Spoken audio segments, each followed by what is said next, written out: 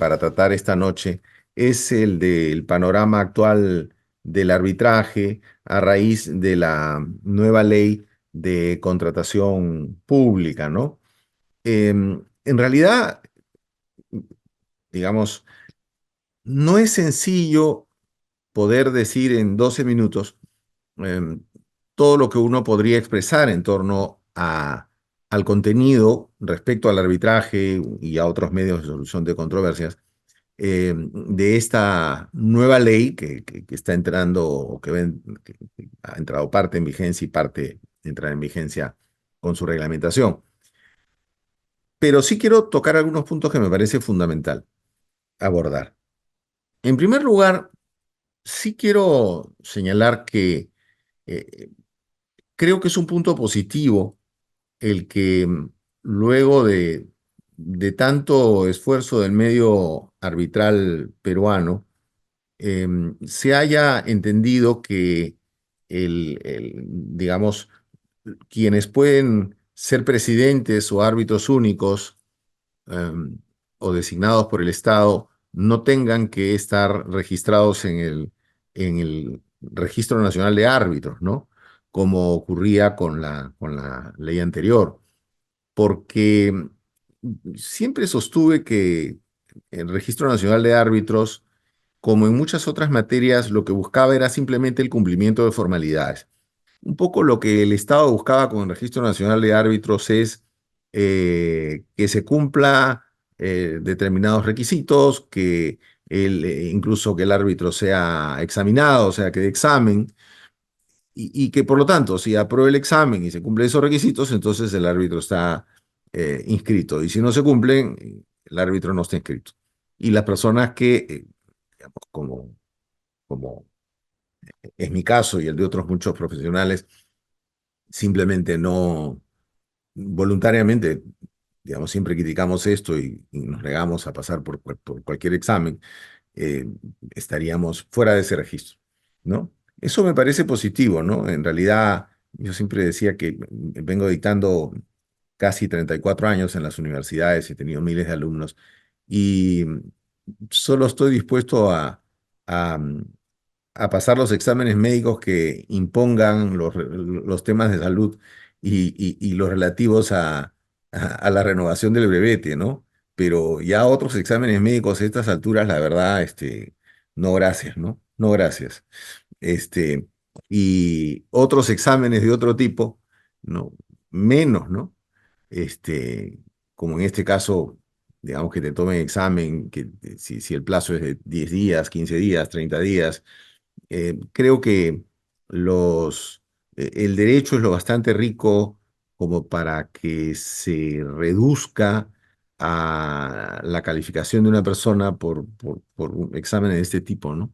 Ni siquiera en una universidad es así, ¿no? En las universidades las calificaciones suelen ser permanentes, las calificaciones de los alumnos no son de un solo día, ¿no? Entonces, estas prácticas, pues, eh, ni siquiera de colegio, ¿no es cierto? Menos mal que han sido eliminadas por la nueva ley, ¿no? Además, la actual reglamentación establece requisitos que no son muy pocos, ¿no? No son poca cosa para que un árbitro pueda ser presidente de un tribunal o árbitro único en materia de preparación, en materia de contratación del Estado, arbitraje, etcétera, ¿no? Impone un número de horas tan grande, ¿no? Son 360 horas, que, que es más o menos el 80%, ¿no? Que lo que lleva a un alumno en un ciclo regular en la universidad con 18 créditos es más o menos el 80% de esas 360 horas. O sea, es más de lo que todo un alumno en cualquier universidad lleva de manera regular en un semestre académico.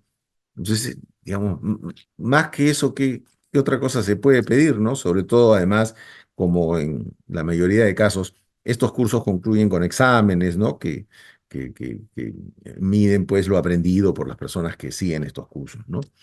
Por último, en relación a este punto, yo me preguntaba en un artículo que hice circular hace algunas semanas. No, en realidad nada de esto es chino, ¿no? O sea, incluso el chino se aprende, pero nada de esto pues es ciencia infusa, ¿no? Yo me pregunto si alguno de los grandes juristas que ha tenido el Perú y que no estaban dedicados a la contratación estatal, como por ejemplo José León Barandiarán o Manuel Augusto Lechea, podrían ser perfectamente árbitros si vivieran en materia de contratación estatal? Y la respuesta es sí, porque lo fundamental es que son personas brillantes, ¿no es cierto? Y que bueno, pues, aplicarán una ley, aplicarán un reglamento que como digo, no es ciencia infusa, ¿no? Y, y, y tal vez lo mismo se podría decir en relación a árbitros extranjeros, ¿no? Es verdad que, digamos, un árbitro extranjero tiene el problema de no haberse formado con el derecho nacional. Eso es un problema, digamos, innegable, ¿no? Para todo aquel que va a aplicar un derecho ajeno a aquel en el que se ha formado. Pero es responsabilidad también de esa persona el tener que eh, estudiar y actualizarse con la normativa aplicable al caso, ¿no? Eh, es un tema sobre el cual sin duda se podría conversar y conversar muchísimo, ¿no? Ahora, hay otros temas que también eh, son materia de tratamiento, como el relativo a los centros de arbitraje. Los centros de arbitraje que hoy ya no sé cuántos son, ¿no? Yo siempre digo que es mucho más fácil crear un centro de arbitraje que crear un centro de conciliación, ¿no es cierto? Hay menos requisitos para constituir un centro de arbitraje que para constituir un centro de conciliación. Em, yo siempre he creído que los centros de arbitraje deben estar supervisados por el Estado. No solo yo, ¿no? Sino un primer proyecto de ley de arbitraje del año 92, anterior a la ley de arbitraje del 92, trabajado por el Instituto Libertad y Democracia, que no precisamente pueda ser calificado como un instituto de corte estatista, ¿no? Señalaba en una de las normas que proponía para ley de arbitraje que los centros de arbitraje debían ser supervisados por el Ministerio de Justicia, ¿no? Lo que hoy sería el Ministerio de Justicia y Derechos Humanos.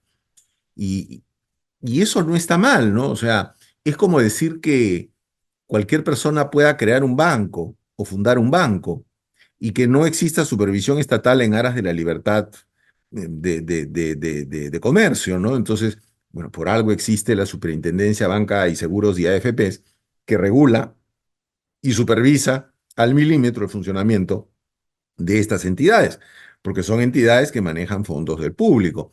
En el caso de los centros de arbitraje, no es que, digamos, manejen los fondos del público como un banco, pero sí las decisiones que se adopten dentro de esos centros de arbitraje repercuten directamente con respecto a fondos del Estado y fondos de particulares cuya adecuada asignación debe ser supervisada y verificada, ¿no es cierto?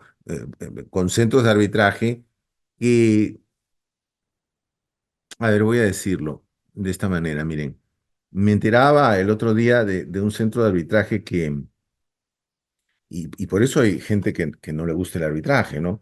Un centro de arbitraje por, eh, que administraba un caso en el cual había sido involucrada una gran empresa que no había firmado ningún convenio arbitral, punto uno, eh, y que no había contratado con su contraparte, ni siquiera. Y en segundo lugar, que además eh, había involucrado como a una docena de ejecutivos de esa empresa, que tampoco habían firmado el convenio arbitral. Este, por cada recurso de reconsideración, ese centro de arbitraje cobraba más de $3.000 por cada recurso de reconsideración, por poder interponer el recurso de reconsideración, ¿no? Y ya, claro, ¿no? Digamos, eh, tomé conocimiento hace unos días de otro centro de arbitraje que convocaba una audiencia y señalaba que si las partes no asistían a la audiencia, se les nombrará un curador. Un curador, Dios mío. Pero fíjense, en verdad, a mí lo que más me preocupa no son centros de arbitraje tan groseros como este, ¿no? porque al fin y al cabo eso caerá por su propio peso.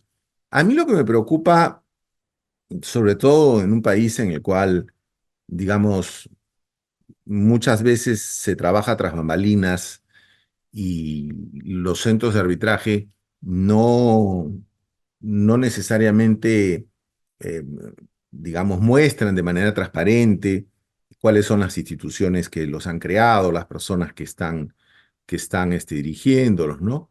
Creo que ahí está el principal problema, ¿no? En una refinada administración perversa de justicia.